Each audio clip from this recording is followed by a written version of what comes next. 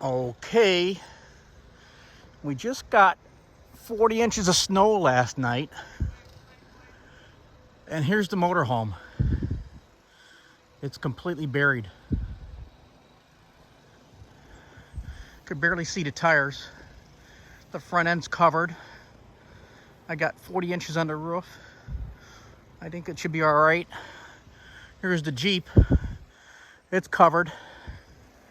This is just amazing. I never thought I'd see my motorhome this covered with snow. I can't even walk in it. There we go. Wow. That's it.